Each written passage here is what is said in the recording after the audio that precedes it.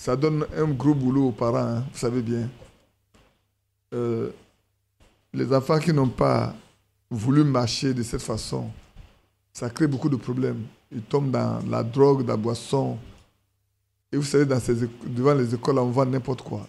On vend n'importe quoi. C'est pour ça que Dieu aide nos enfants, afin qu'ils ne puissent pas chercher à avoir effectivement des camarades qui sont déjà pervertis et à manger avec eux les choses qui sont aux abords de l'école. C'est très dangereux. Je crois qu'on me rendait un témoignage où un frère fatigué a bu un petit café qui apparemment ne doit pas être assez mauvais. Mais pendant 72 heures, il n'a pas dormi. La pensée, c'est un petit café comme ça, on prend, puis bon, et c'est fini. Pendant 72 heures, il n'a pas dormi parce que les gens vendent n'importe quoi dans ces choses qui se vendent au bord de la route. Et c'est très dangereux. Donc, prenons garde, aidons les enfants à se soustraire de ces emprises-là. Que Dieu nous bénisse. Je demandais que vous priez souvent pour nous. Hein. Nous qui vous exhortons, priez pour nous. On en a besoin. On en a énormément besoin parce que c'est le temps où les choses doivent être dites avec sérénité,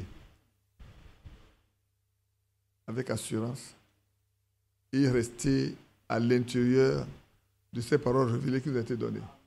Et c'est important aujourd'hui que nous prêchions la parole révélée. Et je crois que c'est ce qu'on essaie de faire ici pour amener chacun de nous à demeurer ferme et fort devant le Seigneur. Le jeudi, il y avait quelques soucis. Je suis allé rapidement au village. Et quand je suis arrivé, je n'ai pas cherché à voir le frère Yapi. J'ai fini de régler mon problème et je voulais rentrer rapidement. Quand il m'a appelé, quelqu'un lui a dit, mais voilà que le frère Badi est en train de partir. Il m'a appelé. Donc je me suis arrêté pour le prendre. Et là, il m'a annoncé le décès d'un bébé de deux mois. C'est l'enfant...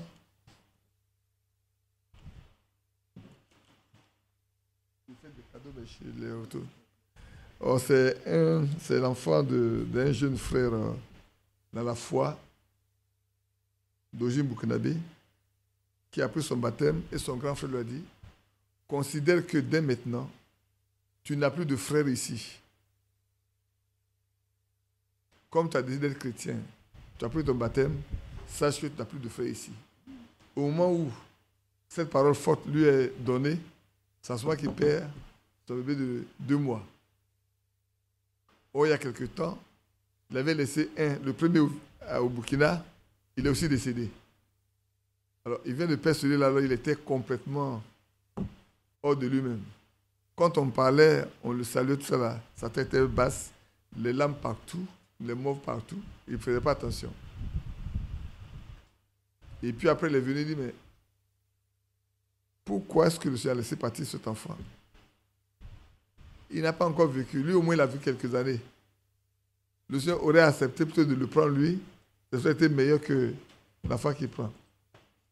Alors, je me suis levé pour lui dire, mais cher frère, prends garde à ce que tu dis. Si toi, tu meurs et que l'enfant vit, qui va s'occuper de l'enfant? Qui va prendre soin de l'enfant qui vit? Et tu ne sais même pas pourquoi Dieu a pris cet enfant. Cet enfant qui est parti là, il n'est pas perdu, hein? Il est sauvé. Parce que dans Jean, chapitre 1, je vais vous le lire. Prenons Jean, chapitre 1. À vous, je lis, mais à lui, je lui ai seulement donné. Jean, chapitre 1, verset 29 jusqu'au verset 34, on va le lire comme ça. Le lendemain, il vit Jésus, c'est Jean, il vit Jésus venant à lui et il dit, voici l'agneau de Dieu qui ôte le péché du monde. C'est celui dont j'ai parlé, j'ai dit, après moi vient un homme qui m'a précédé, car il était avant moi. Je ne le connaissais pas, mais c'est afin qu'il soit manifesté à Israël que je suis venu baptiser d'eau. j'ai rendu ce témoignage. J'ai vu l'Esprit descendre sur lui. J'ai vu l'Esprit descendre du ciel, comme une colombe, et s'arrêter sur lui. Je ne le connaissais pas, mais celui qui m'a envoyé baptiser d'eau m'a dit, c'est celui que tu verras. Mais je ne sais pas ce qui se passe ce matin. Celui sur qui tu verras l'Esprit descendre et s'arrêter, c'est celui qui baptise du Saint-Esprit. Et j'ai vu, et j'ai rendu témoignage qu'il est le Fils de Dieu. Alors vous allez me demander, mais ce passage dit quoi, en réalité? Le péché qui a été commis au jardin d'Éden, là, qui amenait tout le monde à la mort, quand le Seigneur est mort, ce péché-là, il a ôté ça. Donc un enfant qui naît, qui n'a pas encore là de la conscience, il n'est pas coupable. C'est nous qui avons péché qui sommes coupables, qui avons besoin de repentance et de baptême. Mais le bébé, l'enfant qui naît, qui n'a pas encore de conscience là, rien ne peut lui être imposé ou réclamé. Donc un enfant qui naît, les questions étaient pour la frère Madame. Il a dit, mais est-ce qu'ils vont être enlevés? Il dit, ça, je ne peux pas vous garantir ça. Mais ce que c'est certain, ils sont sauvés. Est-ce qu'ils vont ressusciter pour passer? Il dit, je ne sais pas, parce que là, c'est un problème de foi et de baptême de Saint-Esprit. Et les enfants ne reçoivent pas le baptême de Saint-Esprit. Alors je dis, cet enfant-là, si tu le revois là, ce n'est pas bébé, hein. Tu verras un enfant de 18 à 20 ans. Voilà ce qu'il va être. Mais toi, si tu meurs maintenant dans ton péché, tu vas en enfer. Donc à toi de vivre une vie sainte pour que tu le retrouves. Puisqu'il est sauvé. À toi de vivre une vie sainte pour que tu le retrouves. Quelqu'un va me regarder, je vais vous dire une chose. Quand frère Branham, quand sa femme et sa fille, c'est Sarah, non? Hein? Sharon, c'est Sharon. Sharon est décédé, bébé dans la main de sa maman. C'est faux? Si vous vous rappelez ceux qui écoutaient cette application, il a retrouvé l'enfant dans une vision d'un songe. Et la fille était à 18 ans. Il dit, papa. Il la regarde. Il dit, c'est moi Sharon. Mais tu n'es pas comme ça. Pour que nous sachions que nous serons jeunes, à la mort là, les vieux deviennent jeunes. Ceux qui ont vu, ceux qui ont lu également le message derrière le dos de temps, ils ont vu des jeunes de 90 ans, sont devenus des jeunes femmes. Des bébés sont devenus des jeunes gens qui sont devenus des grandes personnes, à l'âge de 18 à 20 ans. Et lui dit, maman est là. Et il arrive là, le fauteuil qu'il a toujours voulu avoir était là. Et qu'il n'a jamais eu sur la terre, ce fauteuil était là, en ce moment-là. Donc je lui dis, fais attention. C'est toi qui as besoin de marcher correctement pour aller le trouver. Lui ne peut pas venir maintenant. Donc crois et marche. C'est à ce moment-là seulement que son visage a commencé à s'éclaircir. C'est là que l'enfant a une espérance que l'enfant a. Il va le retrouver alors. Oh oui. Le bébé qui vous quitte, vous le retrouverez. Le jeune homme qui n'a pas encore là de la conscience qui part, vous le retrouverez si vous marchez vous-même correctement. Et ça, c'est important. Que nous ayons cette assurance-là. Et je lui ai dit, tu ne sais même pas pourquoi cet enfant est parti. Qui dit que cet enfant vit, tu ne dois pas plus de problèmes avec lui. Mais Dieu l'a laissé venir, Dieu l'a repris. Ça fait mal, c'est vrai. C'est une séparation, tu aurais pu garder cet enfant pour remplacer celui qui est parti auparavant. Mais c'est Dieu qui décide. Alors prends courage. Et vous voyez, j'ai dit au frère, cette épreuve lui est arrivée pour voir s'il va tenir dans la foi. Alors que son grand frère l'abandonne, il devient seul, il trouve des frères, mais cette preuve vient pour voir si le jour qui arrive là, il va rester constant dans la foi. Pourquoi l'enfant n'est pas mort avant qu'il ne prenne son baptême? Personne ne sait. Mais Dieu fait toutes choses bonnes pour nous. Ah, c'est bien calme ce matin. C'est bien calme, non? C'est très bien calme. Que Dieu vous bénisse. On va chanter le 800. Je crois 86, je ne sais pas. Laissez-moi regarder 886, 867. Non, 866. 866. Thierry, je n'étais pas trop fatigué cette nuit. avec comme un message qui arrive à des heures impossibles. Je lui envoie des messages à 2 heures du matin. Attendris donc mon cœur, révèle-moi, Seigneur, ta grâce, ta pureté,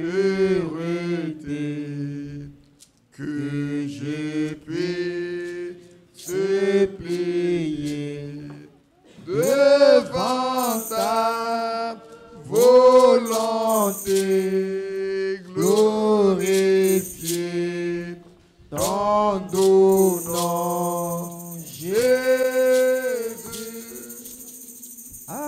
Attendris, attendris dans mon cœur, révèle-moi,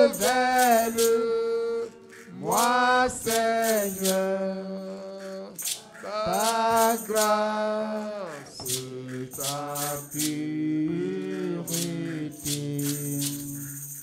que je puisse plier devant ta volonté, glorifier ton doux nom, Jésus. Attendrai, attendrai dans mon cœur, révèle-moi, Seigneur, ta grâce, ta pureté, que je puisse plier devant ta volonté, glorifier ton doux nom, Jésus. Il y a des pauses quelque part, là, respectez les pauses, c'est tout. Alors, notre sœur Naomi m'a envoyé hier, et Alfredo également, ces résultats du dernier IRM.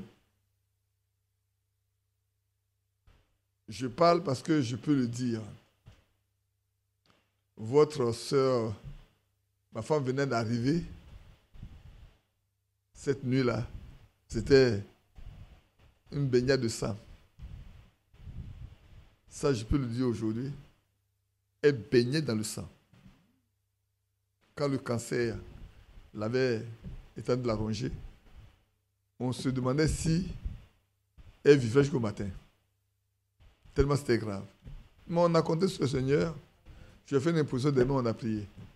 On essaie dans la prière jusqu'à ce que vous avez appris les nouvelles. Mais cette fois-ci, le cancer a complètement disparu.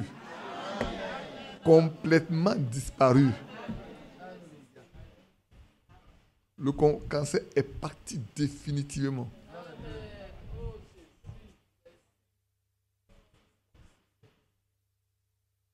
Pour dire que le Seigneur, il est bon. Mettons notre confiance en lui.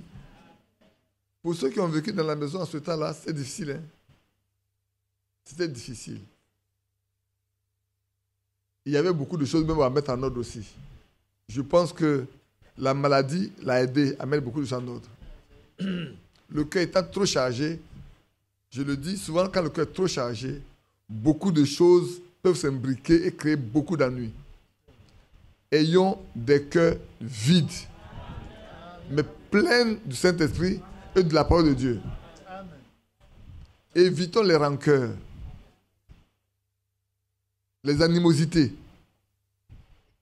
Évitez de garder dans vos cœurs des soucis qui ne sont pas bien. Et ça, c'est important. Si on veut aller au ciel, si on veut marcher avec le Seigneur, nous devons obéir strictement à ce que la Bible nous enseigne. C'est important, frère. Mais grâce à l'Éternel, qui l'a délivré complètement de cette maladie-là. Aujourd'hui, on peut attester que le Seigneur, encore en ce temps, guérit le cancer. Que son nom soit loué. Badou, je pensais qu'il allait parler de ça aussi. On était en train de mettre quelques jours et prier. Quand son fils Daniel, qui est au Maroc, nous a dit que sa femme, ça ne fait pas bien. Quand il commence à prier, les esprits se manifestent. Et là, quand on était ensemble, la nuit, là, on les a appelés. Ils avaient demandé qu'on les appelle, on les a appelés. Et on a prié pour la fille, pour notre belle-fille. Quand j'ai fini de prier, elle est restée clouée, paralysée pendant 30-40 minutes. L'esprit n'a pas pu se manifester, mais elle est restée clouée, paralysée pendant 40 minutes. Donc on a fini, et qu'on s'est mis à genoux, on a coupé les yeux, on s'est mis à genoux. Instantanément, je me suis mis à prier encore pour elle, sans savoir ce qui se passait là-bas. À la fin, son mari l'a fait par la main, et puis elle s'est levée, et puis tout a disparu. Nous voulons rendre ce témoignage pour dire Dieu écoute les prières. Dieu nous écoute, que la gloire lui revienne. Parce que souvent qu'elle dormait en ce temps-là, elle se retrouve au village, ses parents, il y a plein de choses qui se font, qui sont vraiment purement mystiques, sorcellériques. Mais là, le Seigneur a pris les choses en main et nous croyons que tout va bien aller. Amen.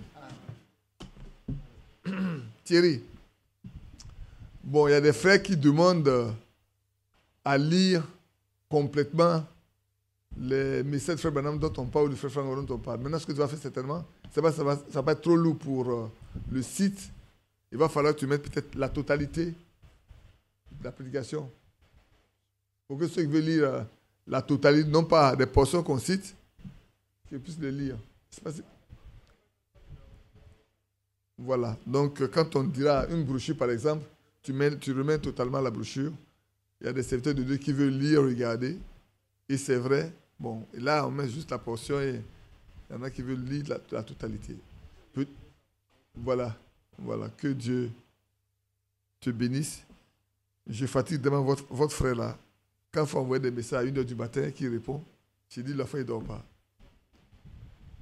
Hier, avant d'aller me coucher, à 2h du matin, je lui ai envoyé un message, il dit, tu complètes la liste des paragraphes là dans tête prédication.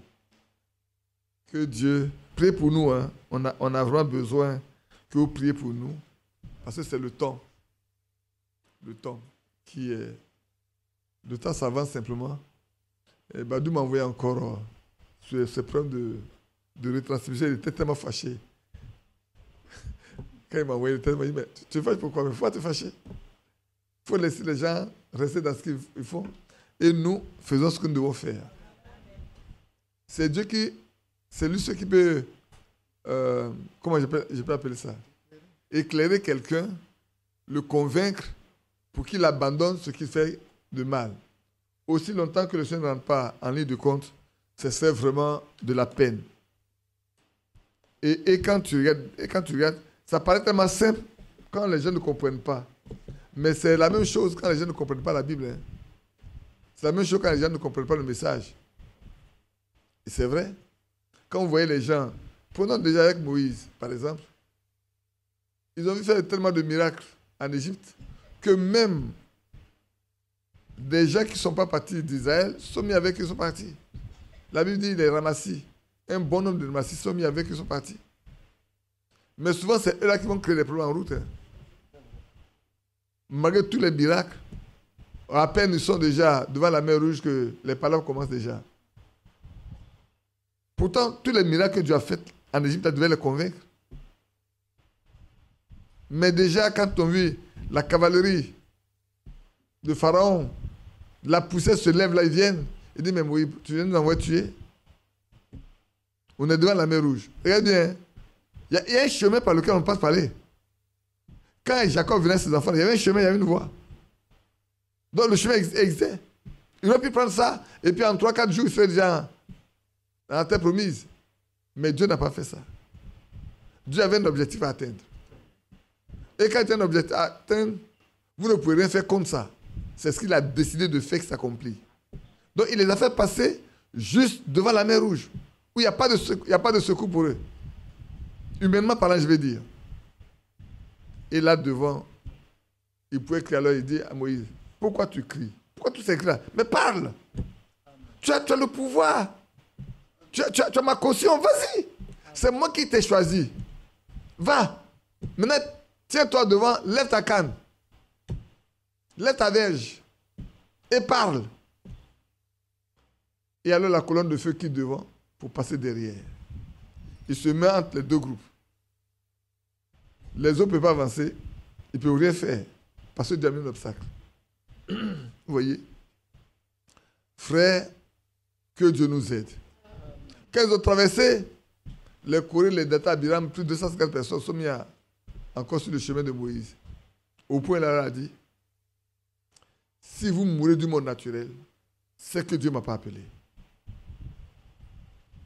Frère, quand on en arrive à ce point-là, vous comprenez ça veut dire, si vous mourrez du monde naturel, c'est que Dieu ne m'a pas appelé.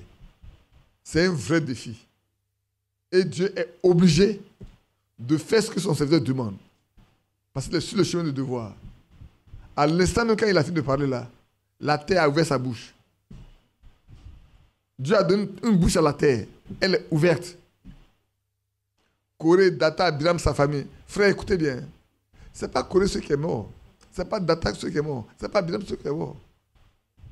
Mais il y a un fils de Corée qui a été épargné. Un seul qui a été épargné. Tous les restes, boum, sont partis. Les 250 personnes qui les ont suivis, ils sont partis. Maintenant, tout le monde courait partout. Il y a des cris, tout le monde fuit. Mais ce Dieu que vous méprisez là, où est-ce qu'il fait? Que Dieu nous aide. Frère, que Dieu nous aide à faire une relation calme, simple et patient. Attendant que le Seigneur accomplisse les choses qu'il a prévu d'accomplir dans la vie de chacun de nous. Amen. Nous poursuivons notre étude sur Christ est le... Il est quoi? Comment? La source des richesses. Et nous sommes en train de tirer dans notre trésor, dans notre grand trésor là. Dans notre grand trésor, nous sommes en train de tirer les anciennes choses qui ont été abandonnées, délaissées, oubliées, non pratiquées. Et comme le Seigneur a décidé, pour nous, qui sommes à la fin des temps, pour ne pas dire au temps de la fin. Mais les deux mots ne sont pas la même chose, hein? Ça ne correspond pas à la même chose. Nous sommes au temps de la fin. Et puis il y a la fin des temps. La fin de ce texte, mais nous sommes au temps de la fin. Et comme nous sommes au temps de la fin, Dieu a préparé une truc particulière pour ceux qui sont à lui. Écoutez bien ce qu'il a dit. La nourriture que Dieu a préparée là, c'est pour ceux qui sont à lui. Ce n'est pas pour tout le monde. Cette manne-là n'appartient pas à tout le monde. Tout le monde ne peut pas la croire. Il peut vous lire, il peut être dans le groupe, mais il ne peut pas la comprendre. Nous la comprenons que ceux à qui c'est destiné. Et ça, c'est important, frère. C'est important. On peut être nombreux, on dit on est dans le message, on a reçu ceci, on a reçu cela. Mais il y a juste un groupe à qui c'est donné. Quand on parle ainsi, souvent les gens pensent qu'on est orgueilleux. On n'est pas orgueilleux. Ce n'est pas de l'orgueil. Hein? Il faut savoir pourquoi c'est venu. La fois dernière, je vous ai dit, Frère Branham dit, je ne suis pas venu pour créer une organisation. Je suis venu pour amener les gens à être des chrétiens, à avoir le Saint-Esprit, à être comme Christ. À être comme Christ. Son ministère a pour objet de faire l'épouse parole. Comme l'époux est la parole, son époux doit être aussi la parole. Comme lui-même, il a travaillé par le Saint-Esprit, l'Esprit de Dieu qui est en lui, Dieu est en lui, il veut que vous aussi et moi, vous et moi, nous travaillons de la même manière par le Saint-Esprit. C'est pour ça qu'il est important que nous persévérons jusqu'à ce que le Seigneur visite son peuple. C'est important. Nous sommes dans un temps assez avancé. Et comme on le dit, nous le disons maintenant, Branham est parti. C'est hier qu'on parlait. C'est hier qu'on parlait à la levée du corps là. Je ne sais pas si c'est avec lui ou avec quelqu'un d'autre. Je crois que ça doit être avec lui. On dit, vous voyez aujourd'hui, quand on regarde, le nom de Frère Branham a disparu. Le nom qui est sur la plateforme aujourd'hui, c'est le nom de Frère Franck. C'est le nom de Frère Franck. Hein? Et vous allez, si vous partez sur le net, vous allez vous rendre compte que les gens mettent les prédications de Frère Franck maintenant. Oui. Moi, j'observe, je vais sur YouTube, je regarde comment ça se passe. On met beaucoup de prédications de Frère Franck. C'est Frère Franck maintenant.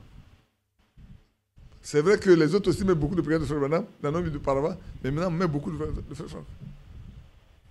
Mais nous voulons rester à la Bible.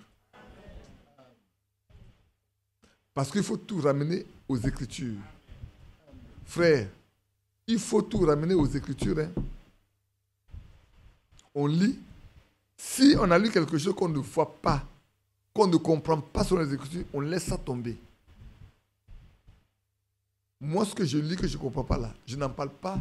Parce que si j'en parle, je dois être capable de donner des explications là-dessus. Si je dois dire une chose, je dois la prouver. Si vous devez dire une chose, vous devez la prouver, apporter la preuve de ce que vous dites. Et ça vous rend plus exigeant, plus rigoureux. Parce que ce qu'on fait, ce qu'on pense, ce qu'on dit, on va rendre compte de ça. Ces choses dont on parle, les choses qu'on fait, et ce qu'on dit, et ce qu'on pense. Je vous ai dit ici que, là j'ai dit à Frère Branham de dire que nos pensées parlent plus fort dans le ciel que sur la terre, non? Que notre parole sur la terre, non? Nos pensées parlent plus fort au ciel que nos actes sur la terre. Mais pour chaque chose, nous en rendons compte. C'est pour ça que nous devons avoir des pensées pures envers n'importe qui. Nous devons avoir des pensées pures.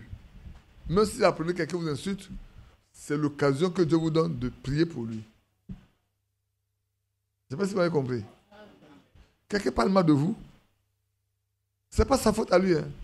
Il y a un esprit qui le pousse à faire. Et comme c'est un esprit qui le pousse à faire,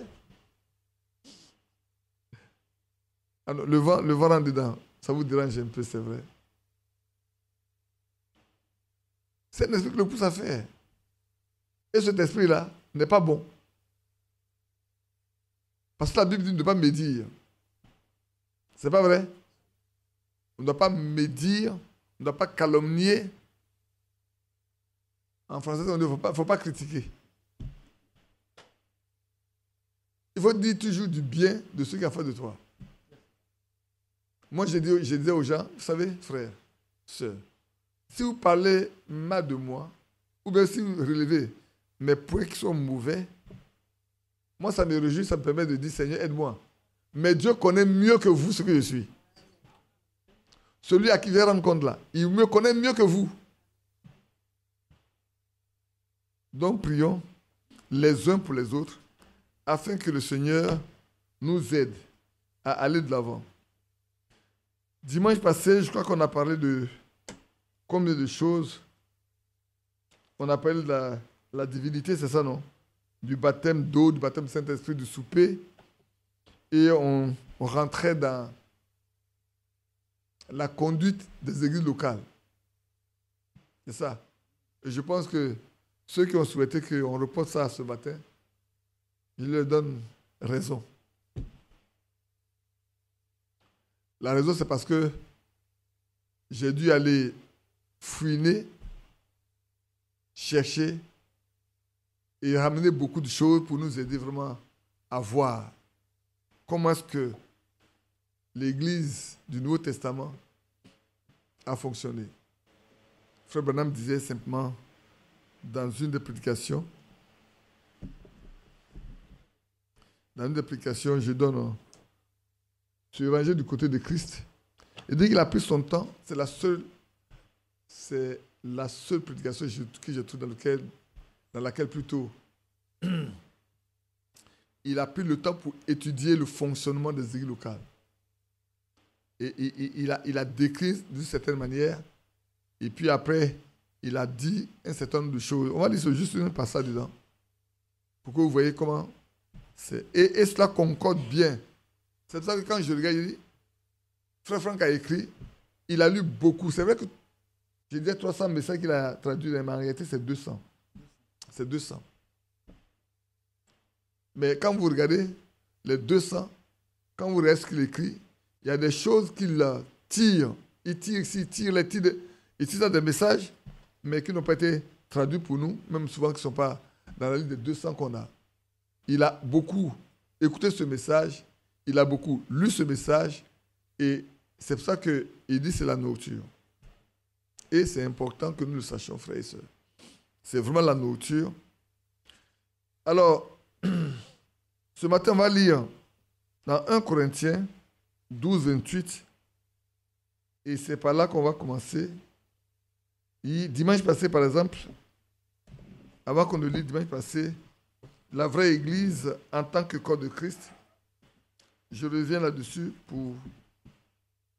Il dit dans 1 Corinthiens 12, 12, l'Église est décrite comme le corps de Christ, le corps spirituel, qui est composé de plusieurs... Ah Thierry, je t'ai coupé là. C'est la lettre circulaire 72. 772 là, qu'on avait commencé. De toute façon, elle va servir de base. On lirait également beaucoup d'autres choses.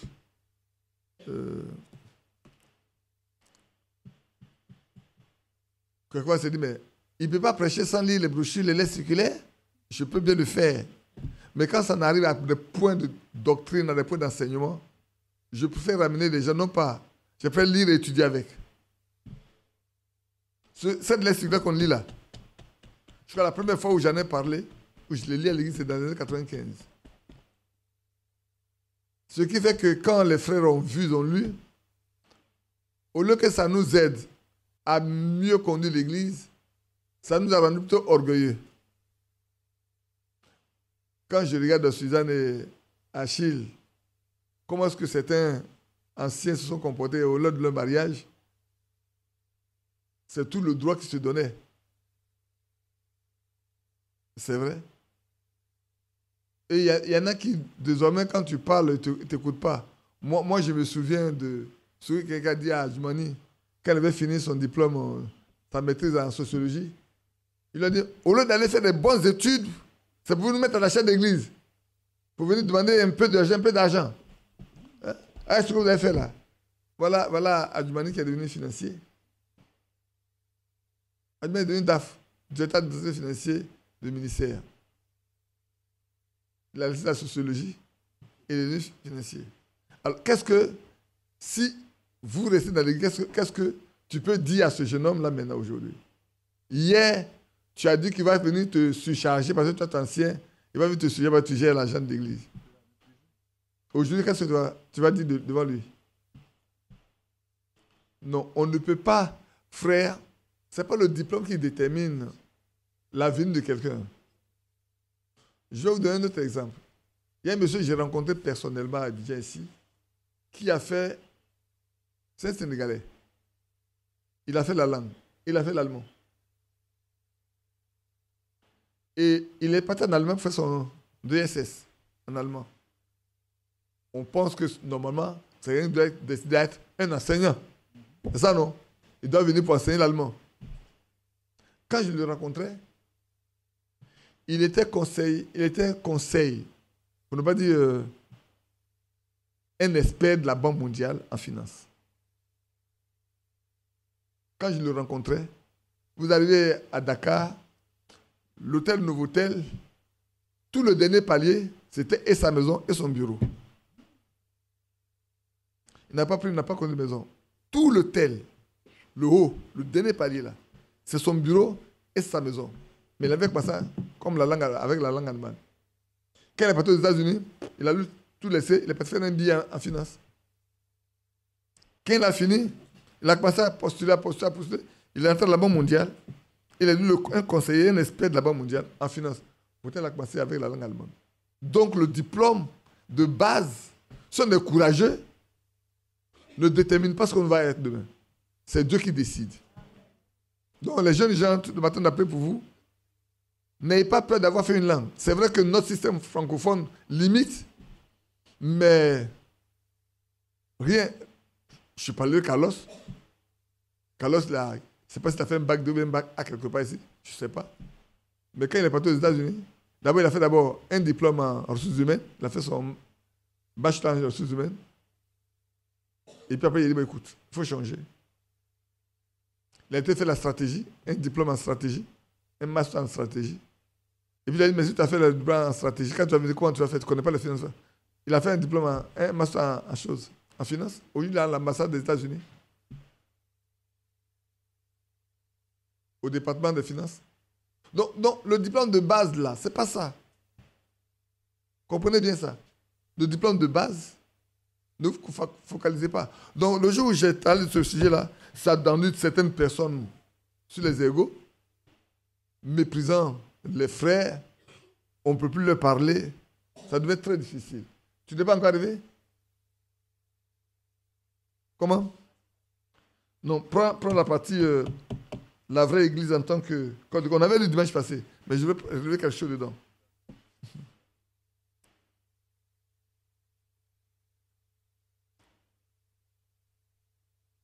Je vais prendre quelque chose dedans sur cela.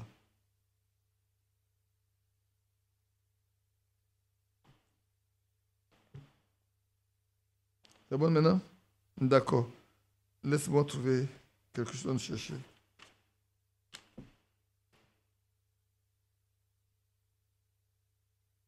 Je n'ai pas pris la page.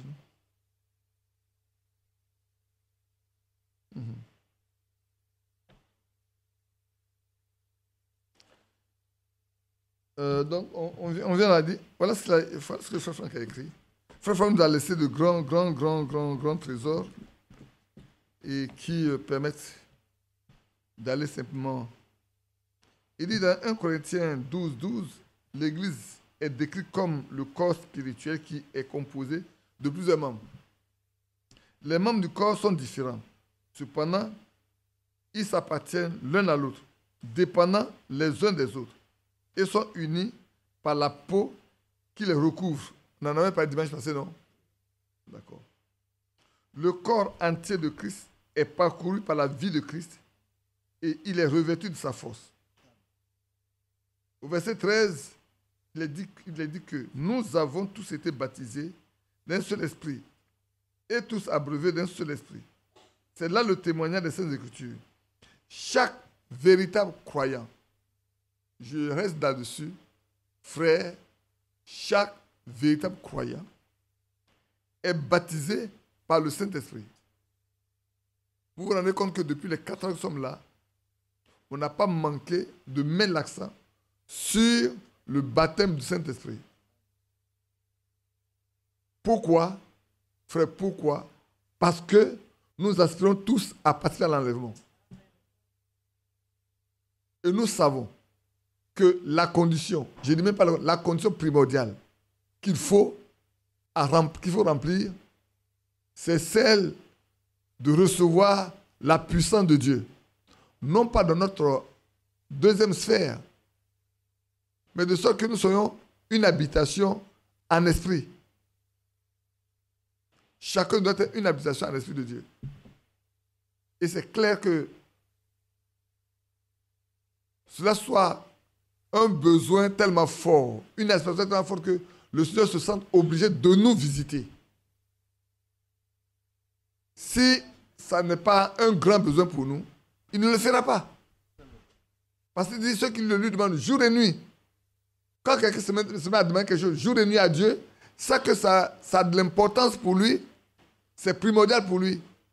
Il veut que Dieu le visite.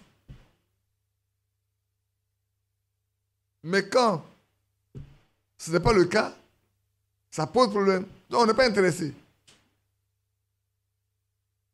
Est baptisé du Saint-Esprit dans l'église de Dieu vivant, et par cela, il est placé sous la direction du Saint-Esprit. Frère, les thèmes sont assez forts ici. Dès que tu as ça, tu es placé sous la conduite du Saint-Esprit. Malgré la différence, tous les membres du corps de Jésus-Christ se respecteront, se reconnaîtront, car ensemble, ils forment un seul corps et sont soumis à Christ qui est la tête. Si on est soumis à Christ qui est la tête, c'est lui qui nous conduit, c'est lui qui nous dirige, c'est lui qui fait tout avec nous. Donc quand je reprends, tu prends le sceau de Pâques de 10 avril 65. Je t'avais pas envoyé ça, non? Je t'ai pas envoyé ça. Ah, oh, je t'ai envoyé ça. Tu me donnes quel paragraphe je t'ai donné? Tu me donnes le paragraphe que je t'ai donné. 196. C'est ça, non?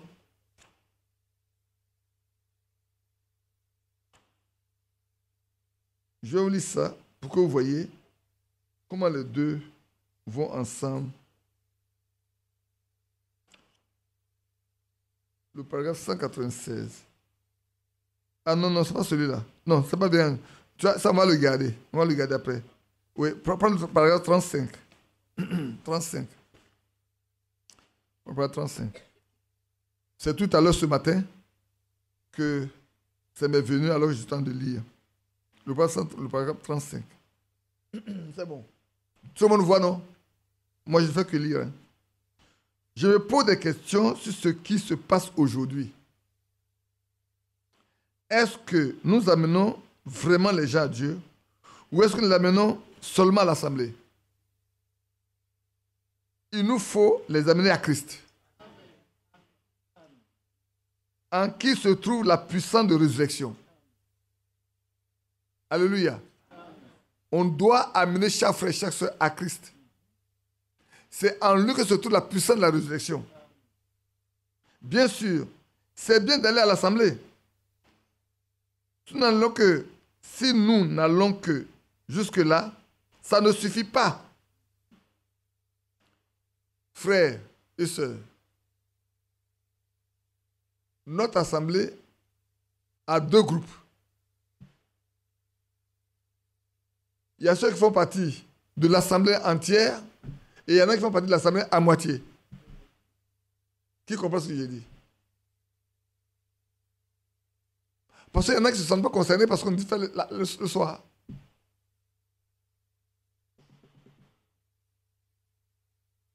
Et si vous n'avez pas le temps d'écouter ce qu'on a fait le soir, vous vous privez de ce que Dieu veut donner.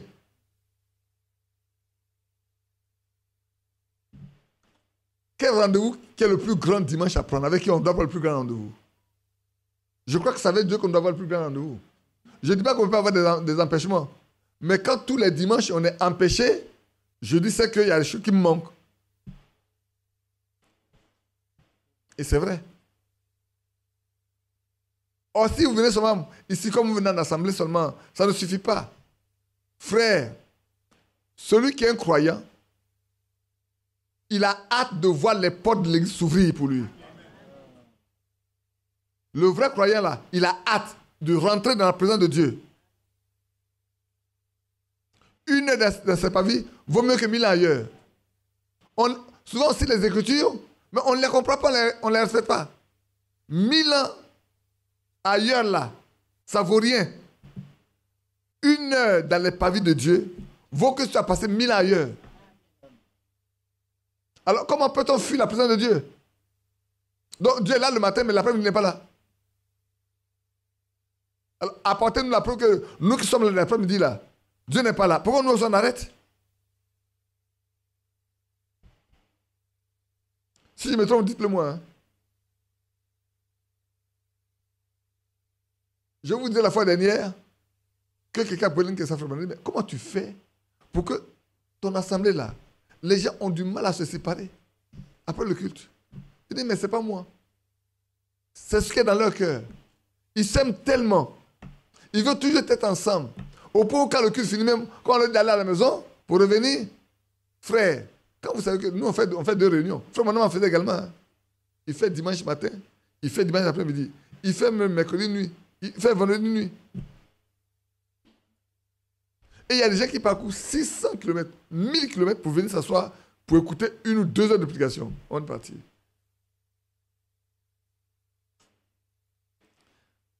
Je poursuis. Si nous n'allons que jusque-là, ça ne suffit pas. Quand vous venez à l'assemblée, c'est bien, mais continuez. De l'assemblée, continuez jusqu'à Christ. En effet, nous devons nécessairement... Écoutez bien. Les thèmes sont très précis. Nous devons nécessairement recevoir cette puissance de résurrection pour pouvoir un jour faire partie de la résurrection générale. C'est une obligation.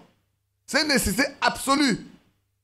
Ne nous contentons pas de venir chauffer les chaises.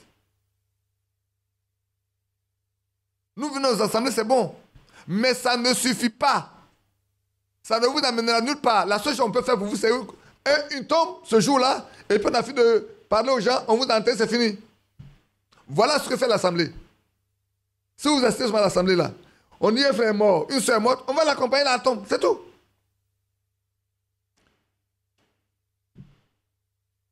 Les veillées, on les fait, c'est vrai. C'est pour toi l'occasion de parler aux autres. Moi, c'est comme ça que je vois la veillée. Parce que nous, on est tous enseignés. La veillée, je la vois pour parler aux parents qui n'ont pas cru. C'est comme ça que je vois la veillée. Ce n'est pas pour nous exhorter, nous. On s'exhorte à tout moment.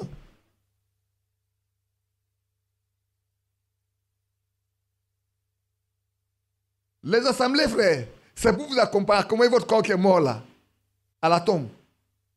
Mais et après la tombe, au-delà de la tombe, aucun homme, aucun pasteur, prédicateur, apôtre, docteur, évangéliste ou prophète ne peut plus rien faire. C'est maintenant que vous êtes vivant là, qu'on doit vous pousser jusqu'à ce que vous ayez la chose qui est principale. C'est une nécessité absolue, c'est une nécessité absolue. Frère, ne jouez pas avec ça. Ne jouons pas avec ça, frère. Frère Franck nous dit, je mets les deux côté à côté. Chaque véritable croyant. Alors, posez-vous la question, qui vous êtes? Posons la question, qui sommes-nous? Sommes-nous les vrais croyants ou pas? Parce que ce qu'il dit ici est vrai. Doit être baptisé du Saint-Esprit dans l'église du Dieu vivant. Et par cela, il est placé sous la direction du Saint-Esprit. Si tu n'es pas placé sous la direction du Saint-Esprit, frère, qui te conduit? Parce que le Saint-Esprit est venu pour nous conduire dans toute la vérité. Mais s'il n'est pas avec toi, où tu es, quelqu'un dit, oui, je suis avec vous. Moi, je ne veux pas qu'il soit seulement avec moi. Je veux qu'il soit en moi. S'il est en moi, partout où je vais, il est avec moi. Mais s'il est seulement avec moi, je peux aller quelque part où il ne va pas aller avec moi. Je ne sais pas si vous comprenez. Anna, vous n'avez pas compris. S'il est avec moi, je vais aller faire quelque chose dans lequel il n'est pas d'accord, il ne va pas me suivre. Mais s'il est en moi, c'est lui qui me conduit. Alors je n'ai pas quelque part, je n'ai nulle part où il ne veut pas que j'aille. Je vais partout où il veut que j'aille. Frères, soyons placés sous la conduite du Saint-Esprit. Hein. Et pour ça, il faut d'abord que nous-mêmes l'ayons dans notre vie, dans notre corps.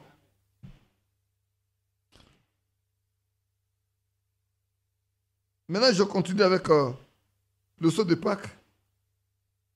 En effet, nous devons nécessairement recevoir cette puissance de résurrection pour pouvoir un jour faire partie de la résurrection générale. Car c'est la seule chose qui peut nous faire ressusciter d'entre les morts. Qui veut ressusciter d'entre les morts? Je suis candidat aussi. Hein. Voilà pourquoi c'est important, frère. Car si l'esprit de celui qui a ressuscité Jésus d'entre les morts habite en vous, il vivifiera aussi, ramènera à la vie votre corps mortel. Quelle promesse! Romains 8, verset 11. Frère, c'est important pour chacun de nous. Prends le paragraphe 40.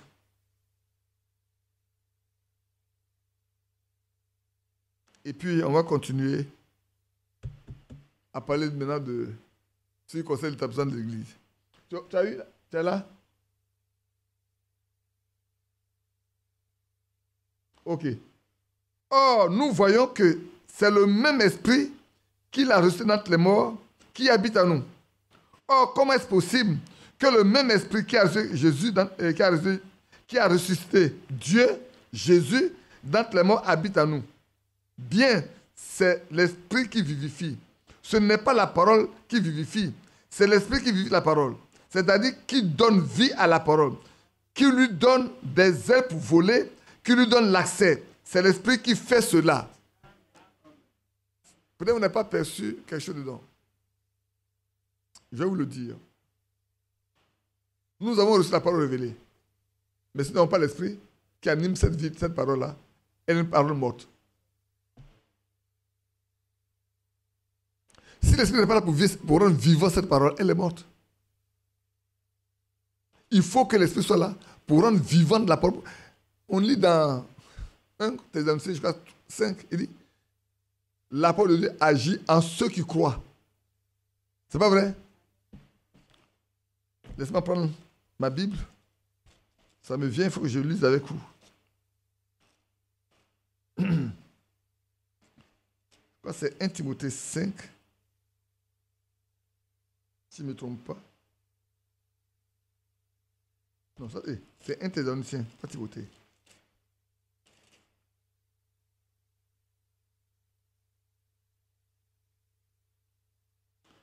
Et c'est 1, 5 ou 3. Il ne faut pas que je me perde. Mais c'est 2. Quelqu'un peut me dire tout ce passage. Hein?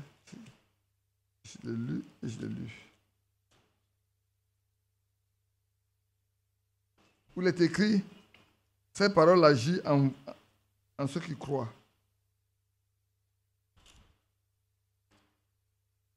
Ah, voilà ça.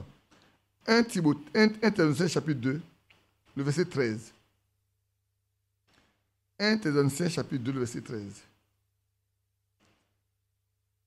C'est pourquoi nous rendons continuellement grâce à Dieu de ce qu'en recevant la parole de Dieu que nous vous avons fait entendre, vous l'avez reçue non comme la parole des hommes, mais ainsi qu'elle est véritablement comme la parole de Dieu qui agit en vous qui croyez. La parole de Dieu doit agir dans ceux qui croient. La véritable parole de Dieu doit agir dans ceux qui croient. Elle doit nous amener à marcher, à faire la volonté de Dieu. C'est elle qui nous conduit. Et c'est important, frère. Donc je reprends. Or, est-ce possible que le même esprit qui a ressuscité Dieu, Jésus, d'entre les morts, habite en nous? Bien, c'est l'esprit qui vivifie. Ce n'est pas la parole qui vivifie. C'est l'esprit qui vivifie la parole. C'est-à-dire qui donne vie à la parole, qui lui donne des ailes pour voler, qui lui donne l'accès. C'est l'esprit qui fait cela. Et voilà pourquoi Frère Franck dit que le véritable croyant est celui qui est baptisé du Saint-Esprit. Celui qui est baptisé du Saint-Esprit, c'est lui qui est le véritable croyant. C'est pour ça la fois dernière, je disais ceci. Frère, le jour va arriver où les membres de l'Église vont lapider leur conducteur.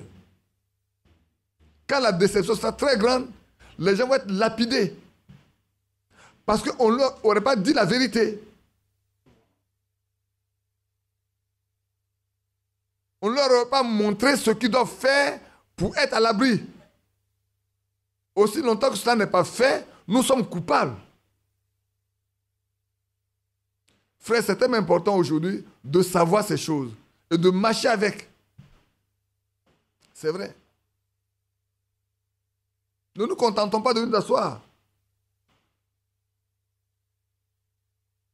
Soucions-nous du lieu où nous allons et les moyens qui sont donnés pour que nous accédons à ce lieu-là.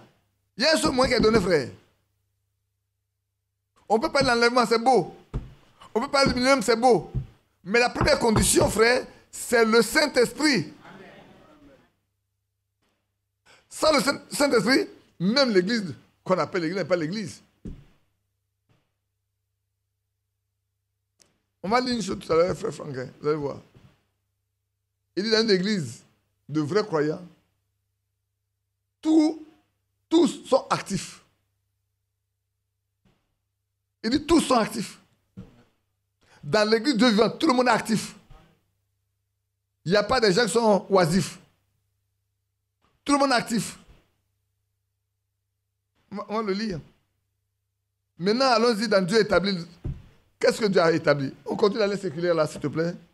De 72 à 772.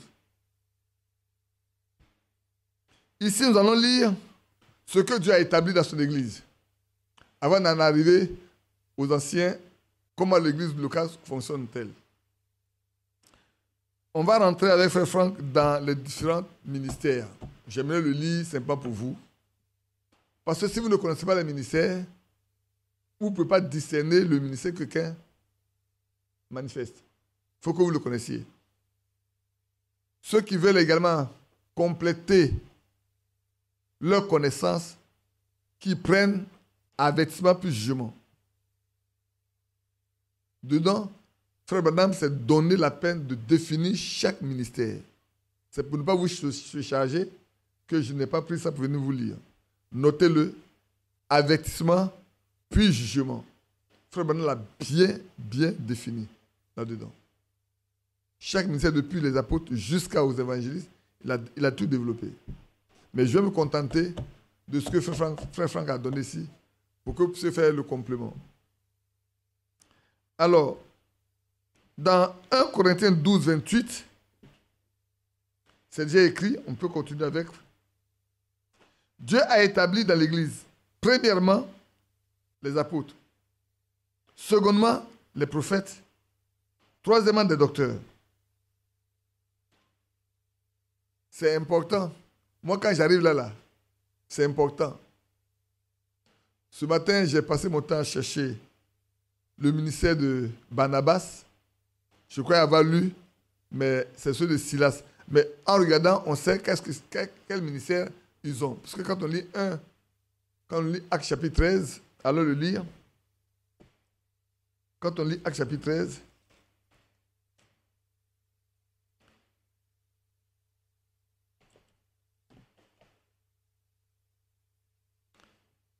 prenez Actes chapitre 13, je suis en train de chercher. Dis-moi, Thierry, dans ce rangé du côté de Jésus, quel paragraphe je t'ai donné? 80? Non. Se ranger du côté de Christ. 60? Voilà.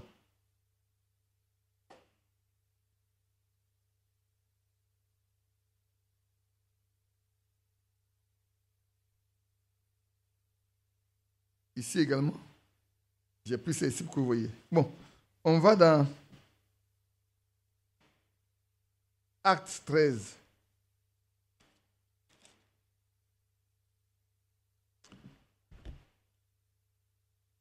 Je sais que c'est un peu lourd pour chacun, pour certains d'entre vous. Ça c'est un peu lourd, c'est vrai. Mais c'est écrit dans la Bible, on doit connaître. Si on ne connaît pas, on ne peut pas savoir. Ici, on regarde, il y avait dans l'église d'Antioche des prophètes et des docteurs. Lucius de Cyrène, Manaen, qui avait été élevé avec Hérode, le tétrarque, et Saul. Il y avait deux groupes de ministères dedans. Les docteurs et les prophètes. Plus tard, dans Actes chapitre 15, quand il y a eu la désunion entre Paul et Barnabas, on lit dans Actes 15, le verset 32, Jude et Silas étaient eux-mêmes prophètes. Les exhortèrent et les fortifièrent par plusieurs discours. Je lis ces choses pour que vous compreniez que, frère, au début du ministère, au début de l'évangile, là, les gens n'ont pas fait n'importe quoi. Les gens n'ont pas fait n'importe quoi. C'est des personnes dont les ministères étaient bien connus que Dieu a utilisés. Si on nous demande aujourd'hui quel est le ministère que nous exerçons, c'est ça de la débandade. On va dire qu'on est trop rigoriste. On cherche des palabres. Mais si on n'a pas de ministère, qu'on s'asseye. Frère, ne nous contentons pas de réciter ceci. Que Élie est venu ramener nos cœurs à la foi de nos pères. Et puis quand on a cité ça, ça s'arrête là. On ne compare pas ce qui est de ce qui était. On ne compare pas ce qui est maintenant avec ce qui était pour savoir si vraiment ce qui est fait là, nous sommes dedans. Si Malachie 4 nous ramène à la foi de nos pères apostoliques, la restauration de la parole a été faite pour qu'on ait la connaissance. La parole a été restaurée pour qu'on ait la connaissance. Mais dans l'application, on fait quoi? Qu'est-ce qu'on fait avec la connaissance qu'on a? Qu'est-ce qu'on a comme connaissance? On a de grandes connaissances, hein? Mais ça nous apporte quoi? À Antioche, il y avait des docteurs et il y avait des apôtres et il y avait des prophètes. Frère, on ne peut pas être apôtre sans un ministère de base. Un apôtre, c'est un envoyé. Il est envoyé pour établir une église. On va le dire tout de suite. Mais il doit avoir un ministère de base. Parmi les 5 là, les 4 là, docteur, prophète, docteur, j'allais même pasteur d'abord. Pasteur, j'allais ça. Tout le monde connaît pasteur. Mais les 2 là, ces 2 là, c'est très important. C'est ça qu'il dit, il a été dans son église. Pas dans l'église que les gens font, hein, dans son église à lui. Est-ce que vous comprenez?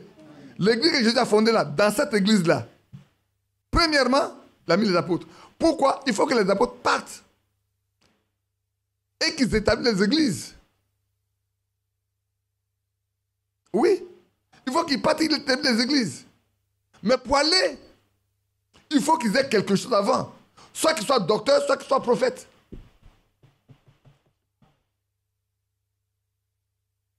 C'est pour ça que nos églises ont des problèmes. On n'a que des pasteurs et des pasteurs associés. Ou quelquefois des évangélistes. Alors, donc ici déjà, nous voyons, il dit, Dieu a établi dans son église, dans l'église, premièrement les apôtres, secondement les prophètes, troisièmement les docteurs. Nous voyons donc que l'assemblée n'est pas fondée par des hommes, mais bien par Jésus-Christ. Alors quand tu pars aujourd'hui dans une assemblée, la fois dernière, j'ai appelé, un frère m'a appelé, dit qu'ils ont des problèmes. Que lui, celui qui est là-bas, qui agit comme le pasteur central, est venu de sortir de l'église. Ils sont levés, ils ont bâti une église à côté. L'autre église pour continuer, lui c'est venu bâtir une église à côté. Dans le message. Alors il m'a appelé, donc j'ai appelé l'autre frère pour que Badou et moi on puisse aller les voir. Il dit, frère, il n'y a pas de problème ici. L'autre dit, il y a un problème, lui dit, il n'y a pas de problème ici. Ouais. L'autre dit, il y a un problème. Tu m'as chassé. Les frères et moi, on a pris un lieu, on a fait une église. Tu veux d'abord le texte sur lequel il était avant appartenait à une certaine dame. Il a tout pour que les dames là les mettent dehors.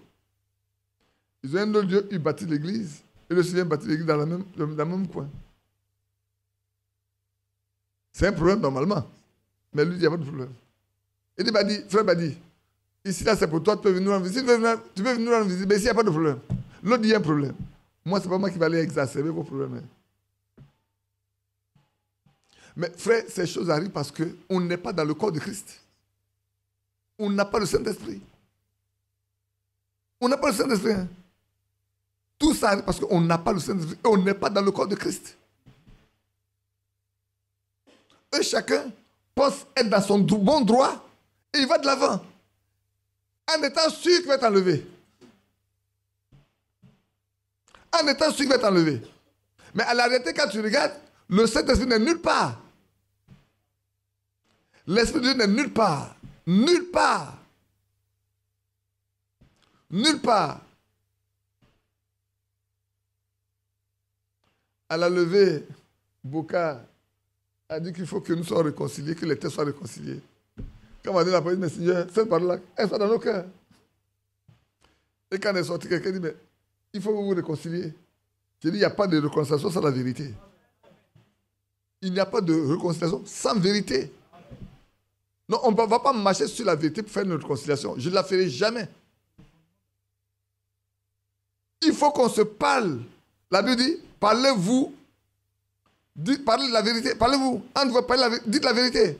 Que tu dises à tes frères la vérité. Badou me dit, tu es devenu l'ennemi des gens parce que tu dis trop la vérité. et tu la sors comme ça crue. Quand tu sors ça crue, tu te déposes. Moi, il ne sait pas balayer ça. Oh. La vérité, je la sors crue, je la dépose. Ça te prête, tu prends, ça te prête pas, tu ne prends pas.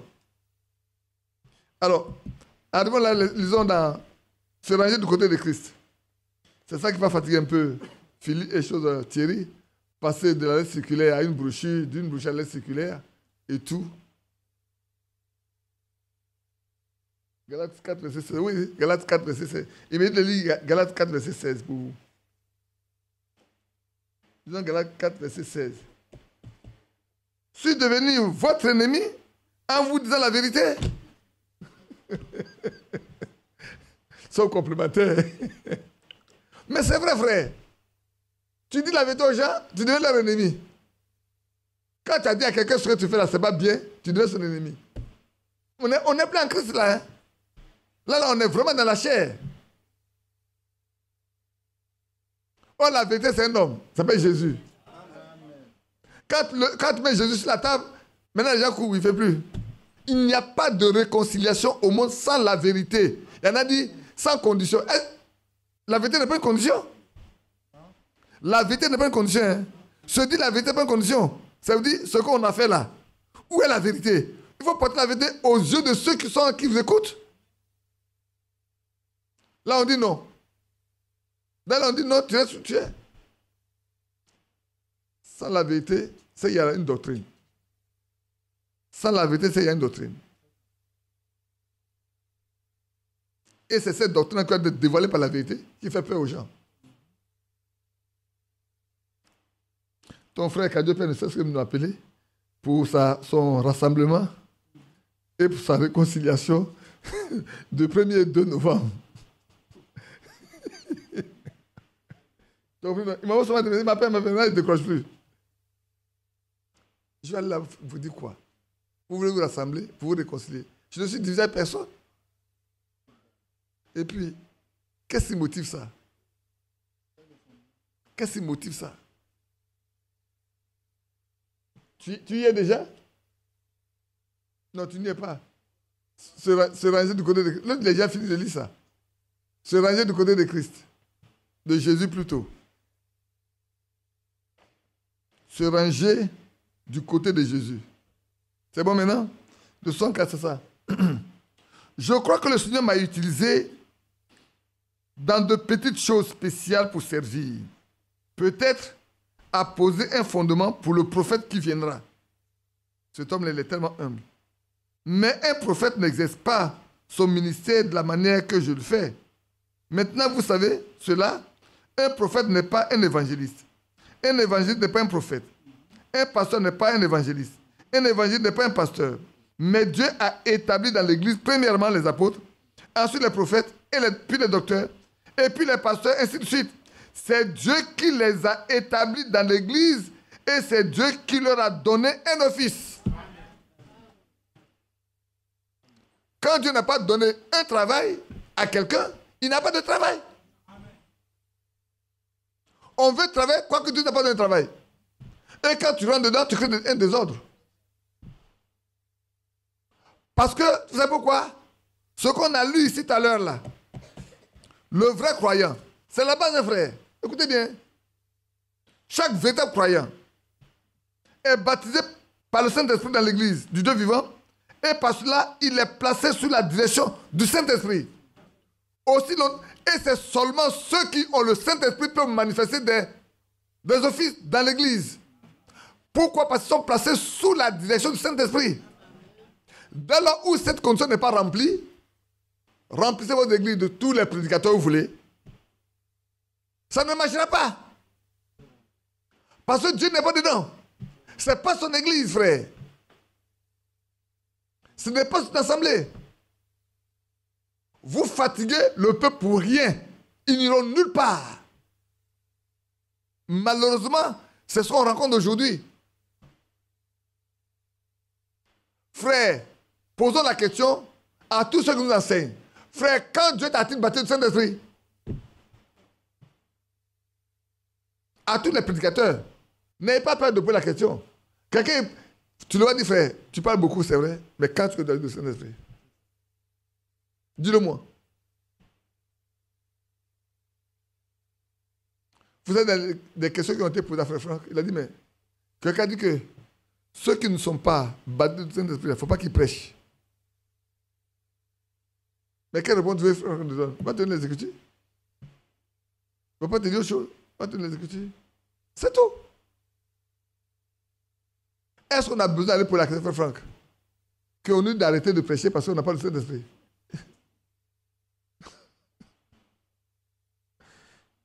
Et qu'on doit seulement écouter les transmissions. Mais si tu n'as pas le Saint-Esprit, mais écoute seulement les transmissions. Parce qu'au moins, celui-là, il a un ministère que Dieu a donné. Mais toi, tu n'as rien.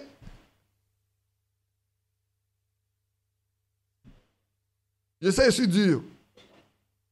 Je sais que je suis dur, mais il faut le dire. C'est le temps de le dire. Hein. Donc, c'est Dieu qui a établi dans son église les 3 ministères. Donc, c'est son église. Nous voyons que l'assemblée n'est pas fondée par des hommes. Et je suis passé à une autre sape.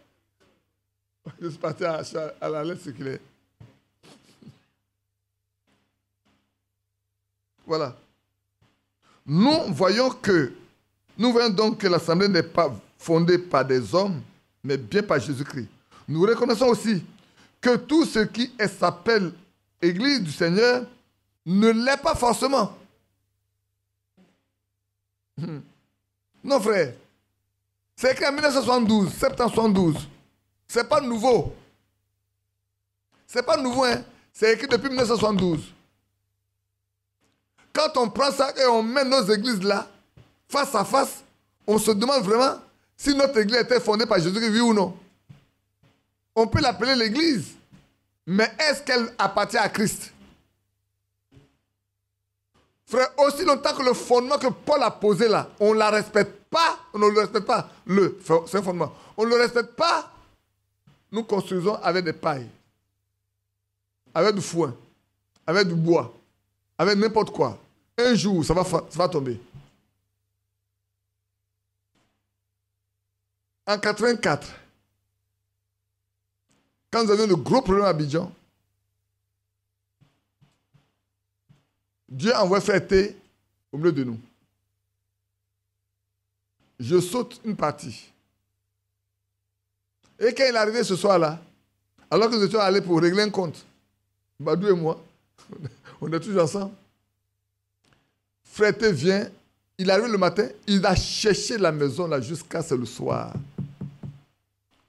Ah, d'accord. Merci. Le soir vers 19h qu'il est arrivé. Au moment où on s'attendait à poser nos questions, on frappe à la porte. Et c'est Frère T. Nous, on ne le connaissait pas. C'est Jérémie qui le connaissait. Lui et moi, on coupe pour aller à côté, prendre des poulets venus de la femme de Frère Beau-Franck pour faire manger. Et puis, j'ai dit à Badou, on ne pose plus de questions. Le Seigneur va résoudre le problème. On est rentré chez nous. Donc, Jérémie prend T. Il lui raconte tous les problèmes de l'église d'Abidjan. Tous les problèmes. Et dans ce qu'il dit, toute la raison lui revient. Il a posé le problème de ça que c'est lui qui a raison. Et quand il est passé se coucher, je pense que tu te souviens. Hein? D'accord, tu te souviens. Dieu a montré quel est le vrai problème de l'église d'Abidjan. Et quand il s'est réveillé, il nous a fait appel. Non, on s'est tous retrouvés. Et puis il a dit, vous êtes en train de fonder une église, mais il n'y a pas de fondement. Tout est lézardé. Il dit, votre bâtiment est lézardé. Vous bâtissez une œuvre. On a fait construire un mur. Il n'y a pas de fondement. Il n'y a pas de fondement. Donc le mur est lézardé. Il dit, ce lézardage-là vient de qui? De celui-ci et de celui-là. Vous avez tel problème, toi, tu as tel problème, toi. Vous devez laisser l'église, aller chercher la face de Dieu, jusqu'à ce que Dieu vous restaure et puis venez. Laissez l'église entre les mains de ces deux-là. Laissez l'église entre les mains de ces deux-là. Vous deux là, allez chercher la face de Dieu jusqu'à ce que Dieu vous rétablisse. Parce que sinon, vous ne faites pas l'œuvre de Dieu. Vous comprenez? Donc on peut penser être dans l'église, alors qu'on n'est pas forcément dans l'église du Dieu vivant. C'est ce que Franck dit ici.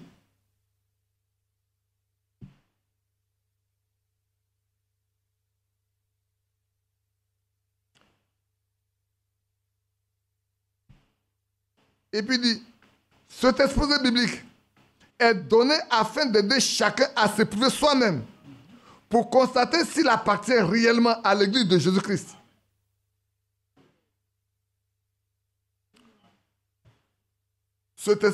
Mais les gens sautaient, hein? Quand j'ai fini de parler là, quand on arrive aux anciens, on arrive après là, boum! Tout ce qui est dedans là, ils ont balayé, c'est le côté ancien là qu'ils ont vu. On va arriver, vous allez voir. Mais c'est écrit dans la Bible. Cet exposé biblique est donné afin d'aider chacun à s'éprouver soi-même pour constater s'il appartient réellement à l'église de Jésus-Christ. Comme dans Éphésiens chapitre 4, verset 11, est écrit ici que Dieu a établi dans l'église. Premièrement, des apôtres. Deuxièmement, des prophètes, et des docteurs, etc. Tous ceux qui font partie de l'église de Jésus-Christ respectent l'ordre divin et reconnaissent le ministère d'un serviteur envoyé de Dieu. Que ce soit celui d'un apôtre, d'un prophète ou d'un docteur. Tout ce que Dieu a destiné à l'édification de l'église, ceux qui font partie du corps de Christ le prennent avec reconnaissance. Généralement, on reconnaît le ministère d'un pasteur et d'un évangéliste. Mais en ce qui concerne les trois autres ministères, cela paraît être tout différent. Cependant, Dieu a jugé que ceci était nécessaire et il les a destinés à l'édification de l'Église. Alléluia. Donc ceux qui s'attachent seulement au ministère de pastorat, on lutte pour être pasteur. Pourtant, on est conscient que si les 5 ministères ne sont pas là, on ne peut pas amener l'Église à la perfection. Ce n'est pas possible, frère.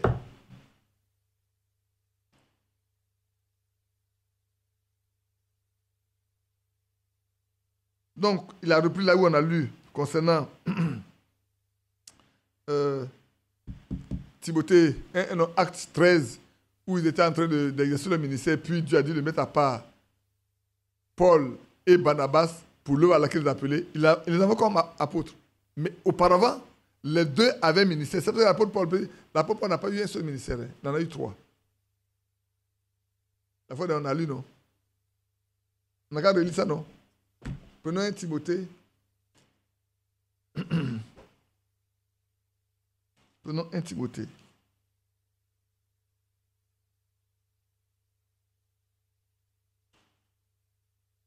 Un Timothée chapitre 2, verset 7.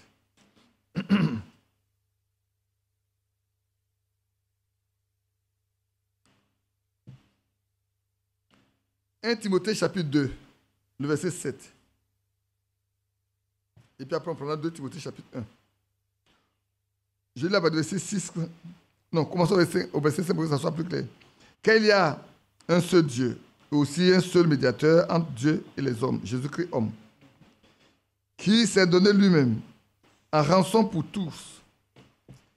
C'est là le témoignage rendu en son propre temps et pour lequel j'ai été établi. Prédicateur, apôtre, je dis la vérité, je ne mens pas, chargé d'instruire les païens dans la foi et la vérité. Dimanche passé, je vous ai dit, le mot prédicateur vient à pour racine prêcher. Et on prêche dehors et on enseigne dedans. Donc quand on va prêcher, on fait le don d'évangéliste. Parce qu'on va le dire tout à l'heure. Quand Frère Franck parlera de Philippe tout à l'heure, vous allez voir. On va le lire tout à l'heure, vous allez voir. Non, l'apôtre pas exercé le ministère d'un apôtre, d'un docteur et d'un évangéliste. Certainement que son collègue est avec lui. C'est pour ça que quand vous regardez, Silas avait quoi comme ministère? Prophète. Certainement que quand on regarde dans le lot de personnes qui étaient en Antioche, Barnabas doit être aussi un prophète, certainement. Parce que Dieu, il fait des complémentarités. Hein. Il y a des gens qui se complètent pour faire l'œuvre de Dieu. Ainsi donc, Paul, quand quelqu'un vous dira qu'il y a 6 ministères, en comptant les 5 premiers plus la prédication là, 5 ministères, vous lui dites, oui c'est un ministère, mais ça veut dire que c'est évangéliste. Alors si l'évangéliste, il a quand même dit ça aussi. Parce qu'on veut trouver les moyens d'aller dans les églises, dans ces lieux-là pour visiter des gens et parler. Quand on n'a rien du tout. Et on crée des problèmes. Donc je lis également, on continue de lire un peu pour terminer ici. Je pense que on pourra tenir, hein, on va tout faire pour tenir la route et puis l'après-midi, on va voir les anciens. Là, c'est beaucoup plus lourd. Comment? Oui, tu as raison. J'ai oublié déjà qu'il y a 2 Timothée à lire. 2 Timothée, chapitre 1, verset 11. C'est pour cet évangile que j'ai été établi prédicateur et apôtre, chargé d'instruire les païens. On a encore les 3 ministères. Hein? Paul a exercé 3. Quand vous regardez Frère Branham, il a exercé combien? Il est parti faire le seul dit, va faire l'œuvre d'un évangéliste. Il a fait. Ensuite, il a exercé son ministère de pasteur. Je vais vous le montrer aussi. Ensuite, il a été au ministère de docteur, parce qu'il a expliqué beaucoup de choses. Et il a reçu la parole en tant que prophète. À qui la parole vient? Qu'est-ce qui reste maintenant? Apôtre. Il n'a pas fondé d'église. Mais, vous allez voir, allez, je vais vous le lire. Hein. Ah oui, je vais vous le lire. Il a fondé des églises. Par son ministère-là, il y a beaucoup d'églises qui ont été fondées. Je vais vous le lire. Hein.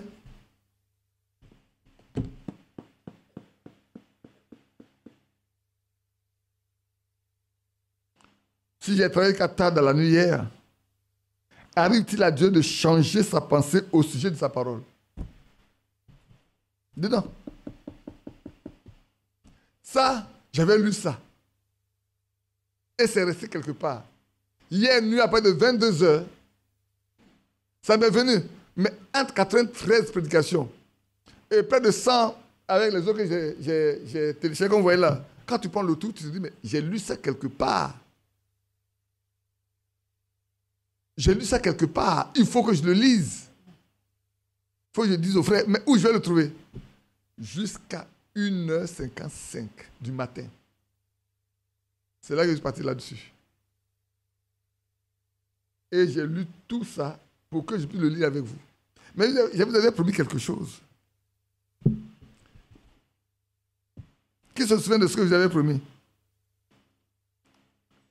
Qui se souvient que je vous ai promis quelque chose? Faut pas, ma fille, il ne faut pas mettre ta tête à part. Je vous connais tous.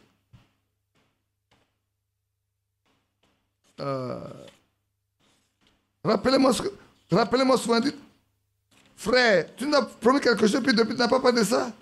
Tu as promis quelque chose, non? Tu as promis quelque chose, tu dois nous le dire.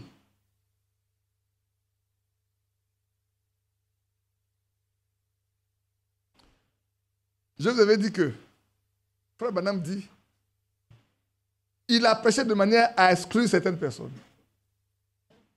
Vous vous souvenez maintenant? Ah, elle a dit, hein? Nos prédications sont faites pour séparer. Pour séparer.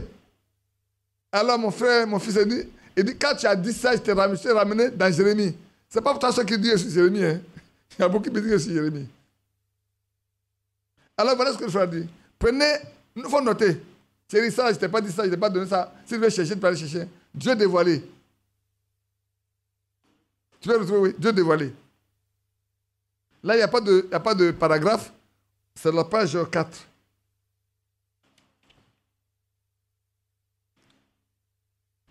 Bon, je le lis et puis après tu as cherché ça. Voilà. Chaque fois que vous écoutez les bandes, écoutez bien. Chaque fois que vous écoutez les bandes, j'espère et je crois que vous possédez une connaissance spirituelle de ce que Dieu a essayé de faire comprendre à l'Église, sans le dire ouvertement. C'est là-bas, voilà. Lisez bien. Chaque fois que vous écoutez les bandes ou que vous lisez mes prédications, j'espère et je crois que vous possédez une connaissance spirituelle de ce que Dieu a essayé de faire comprendre à l'Église, sans le dire ouvertement. En d'autres termes, Dieu parle en parabole. Même par son ministère, Dieu parle en parabole. Et pour comprendre, il faut avoir cette intelligence-là. Si Dieu ne t'a pas donné cette intelligence, tu ne comprendras pas. Nous avons à présenter des choses de telle manière que le nombre des disciples s'amenuise. Et que cela oblige même certains à nous quitter. Et d'autres à réfléchir à ces choses. Mais ceci n'est pas fait sans intention. C'est fait intentionnellement. Quelques-uns diraient, peut-être vous voulez dire que Dieu ferait de telles choses à dessein. Pour certains, pour que certains s'en aillent, certainement, il l'a fait et il le fait encore. Il a fait. Et il le fait encore. N'a-t-il pas chassé? Lui-même n'a pas chassé parmi les 70 là. Il n'a pas chassé 52. Il a chassé. Il dit, si vous voulez vivre, manger ma chair, buvez mon sang. Les disciples disent quoi? Il veut faire des vampires. On peut continuer. Il a répété ça. Bon, je vais continuer en même temps pour vous le dire. Certainement, il a fait, il le fait encore. Un jour, quand Jésus avait autour de lui des milliers de personnes, il a dit, à moins que vous ne mangez la chair du Fils de l'homme et que vous ne buvez son sang, vous n'avez point de vie en vous-même. À votre avis, quelle est la réaction d'un médecin, d'une infirmière ou de toute autre personne intellectuelle qui entendrait un pareil exposé donné par un homme revêtu d'un aussi puissant ministère qu'était le sien? Il dirait quoi? Manger de la chair humaine? Mais c'est du cannibalisme. Boire du sang? Mais c'est un vampire. En d'autres termes, il veut que nous devenions des cannibales et des vampires. Alors tout l'auditoire s'éloignerait de lui. Jésus avait choisi un groupe de 70 personnes, 70 disciples, qui formaient une communauté de prédicateurs. Il se tourna vers eux et leur dit, « Que penseriez-vous si vous voyiez le Fils de l'homme monter où il était auparavant ?» Jean 6, 62. Vous voyez, il n'a pas expliqué comment cela se passerait. Quoique Paul le fit plus tard, Jésus le dit simplement ainsi. Sans aucun doute, ces hommes disaient, un moment, je vous prie. Nous avons mangé avec lui, nous avons lancé nos filets avec lui, nous avons couché auprès de lui, et nous savons où il est né. Nous avons vu la crèche dans laquelle il fut bercé. C'est une parole dure. Dieu n'a-t-il pas dit aux 12 aussi, n'est-ce pas moi qui vous ai choisi, vous les 12, l'un de vous est un démon. Donc, ne vous en faites pas. Ce que Dieu fait là, c'est pour séparer. Et c'est fait volontairement. C'est lui qui fait, ce n'est pas nous. Alors si quelqu'un ne comprend pas les choses comme ça, il se scandalise. Voilà, je vous ai donné la promesse que je vous ai faite. Vous voyez que même Frère Branham, Dieu l'a mené à prêcher de manière à retirer auprès de lui beaucoup de personnes. Parce que quand vous voyez les prédicateurs qui se plaignent, tu attaques toutes les femmes, tu parles tout ceci, tu te prends pour le ceci, moi je ne crois pas ceci.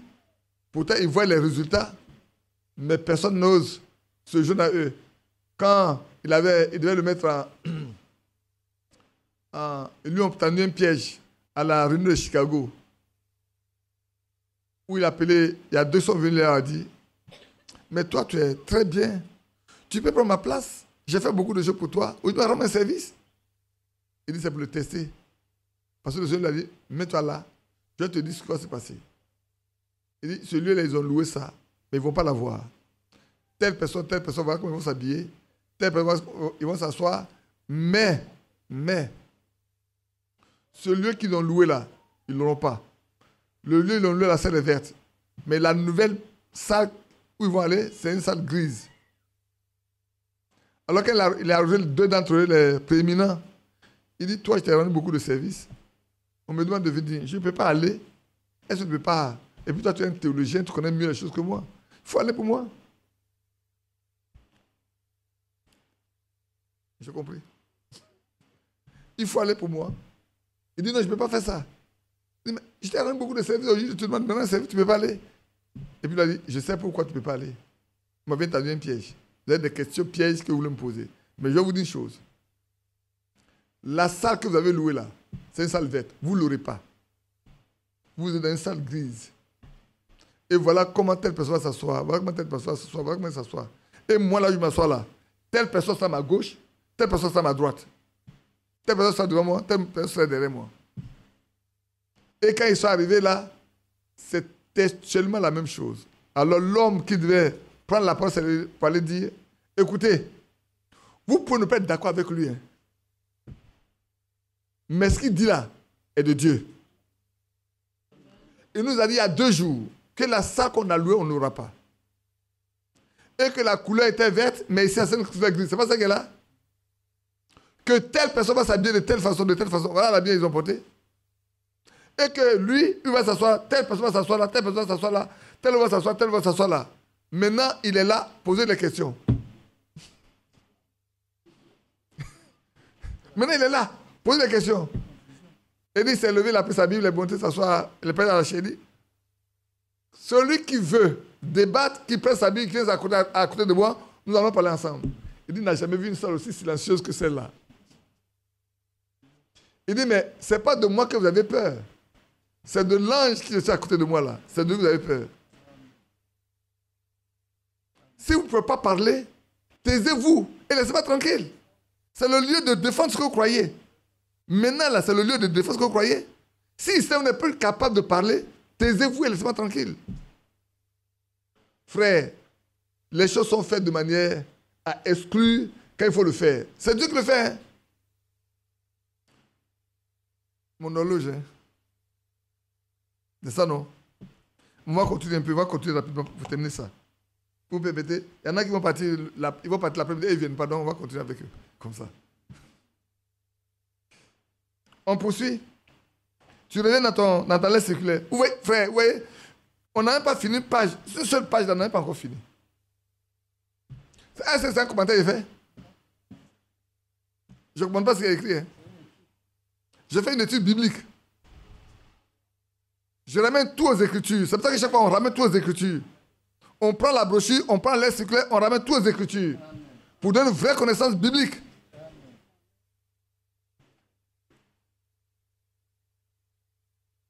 On peut laisser Acte 13 là, non? On peut laisser pour sauter? Ou bien vous voulez le lire? Bon, moi le lire. Acte 13, 1, il dit il avait dans l'église d'Antioche des prophètes et des docteurs. Puis les noms de ces serviteurs de Dieu nous sont donnés.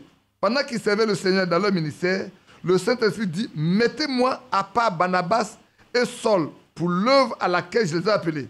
Remarquez qu'il leur imposait les mains ainsi en signe d'accompagnement, non pour les établir dans leur ministère, car il avait déjà longtemps que celui-ci avait été confirmé par Dieu. Il est dit au verset 4, Barnabas, Saul envoyé par le Saint-Esprit. C'est de cela que nous avons besoin aujourd'hui, d'hommes de Dieu dont l'appel et le ministère aient été révélés et confirmés dans l'Assemblée avant qu'ils ne puissent s'en aller. Amen. Si je rentre dedans là, je ne sais pas si je vais pouvoir finir. Maintenant, ici, est-ce que je peux finir avec ça? Bon, je peux m'arrêter ici. Et puis l'après-midi, on continue autre chose. C'est ça, non? Que Dieu vous bénisse. Parce que je vais vous lire comment Frère Branham a consacré des gens en signe d'accompagnement qui ont fondé des églises pour compléter ce que lui a à Jeffersonville. De sorte qu'ils ont travaillé, il les appelle les églises sœurs. Tout en laissant à l'intérieur. Et ici également, il fait la différence bien. Tout ce qui est pasteur, il les met avec les anciens. Quoique, parce que le mot pasteur, c'est berger. Et quand vous lisez bien la Bible, dans l'église locale, il doit y avoir les anciens. Tous les anciens doivent être des hommes. Je dis tous les anciens. Non, certains anciens doivent être des gens qui possèdent un ministère pour l'exercer. Tout ça, on va étudier ça cet après-midi. Et puis, chez Frère Branham, vous savez qu'il y a des administrateurs, non? Il y a des animateurs, les animateurs là, c'est des anciens qui n'ont pas de ministère. Ils n'ont pas de ministère. Ceux qui ont un ministère, ils les appellent anciens ou pasteurs. Ça aussi, je dis, pour le dire, il faut que j'apporte la preuve de ce que je vous lis. Il faut que j'apporte la preuve de ce que je vous lis. C'est ce qu'il a fait sur les 5 à 2 heures du matin. Parce qu'il fallait que je trouve ça. Et il a consacré beaucoup de jeunes gens. Il y en a qui connaissaient. Il y a même il y a un qui ne connaît pas. Mais quand, dans son église, on lui demandait de consacrer une femme comme pasteur, il a dit non, il ne va pas prendre. On l'a mis dehors. Et il lui a dit, tu as fait comme moi. Moi aussi, je suis sorti du baptême missionnaire. Parce qu'on me demandait de consacrer des femmes. Et j'ai dit, c'est contre la Bible, je ne vais pas le faire. Et comme si c'est sur cette base-là que tu es sorti, que tu veux qu'on prie pour toi, qu'on t'accompagne, viens te mettre à genoux, on va te faire une imposition des mains, les frères, les anciens et moi. Il dit, nous tous, il dit bien, pasteur, et puis il dit, nous les anciens. Il met tout le monde en ancien. Et là, il est rentré également, comme frère Franck Paul le dit également, comment est-ce que Timothée, Paul lui a rappelé ce qu'il a eu. On dit par l'imposition, non, pas par l'imposition des mains. L'imposition des mains est faite pour l'accompagner. Que Dieu nous bénisse. Mais on va revenir tranquillement l'après-midi dessus, pour que ceux qui veulent apprendre, apprennent. Et quand il arrive dans une église, il s'assied et il observe comment les choses se passent, qui fait quoi, et comment ça se passe, de quoi il est question. Amen. À la fin, je vais vous poser une question. Hein? Comment? Tu as dit quelque chose? Je crois avoir entendu. Que quoi? Tu peux parler? Je vais vous poser une question. Que Dieu nous bénisse. Ça va? Non. Ça va? Ah, il y en a qui sont... C'est trop lourd, non? C'est ça? C'est trop lourd. Frère, je suis obligé de vous dire la vérité. Je ne peux pas vous mentir. Il faut que le Saint-Esprit vienne. Sinon, on n'est pas des vrais croyants. Sinon, notre église n'est pas encore fondée par Christ. Il faut que ça soit. C'est une nécessité absolue, hein, frères et sœurs. C'est une nécessité absolue. Ne nous contentons pas d'aller aux assemblées, comme je m'en ai dit. Aller à s'asseoir, c'est une bonne chose. Mais dépassons ça. Allons à Christ. C'est lui ce qui a le pouvoir de nous donner la puissance de résurrection pour vivifier notre corps. Ça, il faut que je le dise très haut et fort pour chacun de nous. Sachant que ce n'est pas nous seulement qui sommes ici qui écoutons. Nos prédications, quand c'est mis en ligne, beaucoup de personnes écoutent. Donc, on est obligé de dire les choses telles que ça doit être dit aujourd'hui. Parce que ceux qui étaient censés le dire ne sont plus là. Ceux qui étaient censés le dire ne sont plus là. Ils nous ont laissé des grands trésors entre les mains. Il faut qu'on puise dans ce trésor-là les choses anciennes et les choses nouvelles. Et ça fait partie des choses anciennes. Les églises que nous avons ne respectent pas les normes bibliques. Nos églises ne respectent pas les normes bibliques. Que Dieu nous bénisse. Appartiens-tu à l'épouse de Jésus, notre Seigneur? Sera ce pour toi un jour de joie ou un jour de frayeur? Quand il reviendra, ton vêtement sera-t-il pur et serein?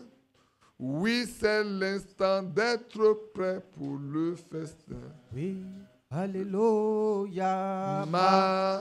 Maranatha, alléluia. Maranatha, alléluia. Maranatha, alléluia. Jésus vient et son festin est préparé. Alléluia. Maranatha, alléluia. Maranatha, alléluia. Maranatha, alléluia. Jésus vient et son festin est 146. préparé. Pour cela pourrais-tu renoncer au monde de ses plaisirs? Marches-tu dans la lumière, es-tu prêt pour l'accueillir? Si tu n'es pas encore libre, alors Jésus te dit viens. Oui, c'est l'instant d'être prêt pour le festin. Oh, Maranatha, Maranatha, Alléluia. Maranatha, Alléluia. Maranatha, Alléluia. Car Jésus vient et son festin est préparé. L'État mondial nous révèle aussi que Jésus vient bientôt. Lorsque tout va s'accomplir, ta délivrance viendra d'en haut. Dans les ténèbres profondes, brillera le toit du matin. Oui, c'est l'instant d'être prêt pour le festin. oui, Maranatha, Maranatha, Alléluia. Maranatha, Alléluia. Maranatha, Alléluia. Jésus vient et son festin est préparé. que mon cœur attend ce règne sans mort et sans destruction. Parce que seront les choses anciennes, c'est une nouvelle création. Là je pourrai rencontrer mon roi et tous les saints. Car c'est l'instant d'être prêt pour le festin. oui, Maranatha, Maranatha, Alléluia. Maranatha, Alléluia. Maranatha, Alléluia. Jésus vient et son festin est préparé. oh, Maranatha, Maranatha, Alléluia. Maranatha, Alléluia.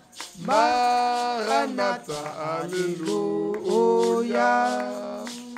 Jésus vient et son festin est préparé. Amen. Quand on va finir cela, prenez ce message, mettez-le ensemble avec les 5 identifications précises de l'Église de Jésus. Ça vous permettra de comprendre ensemble des choses. On peut se lever ensemble.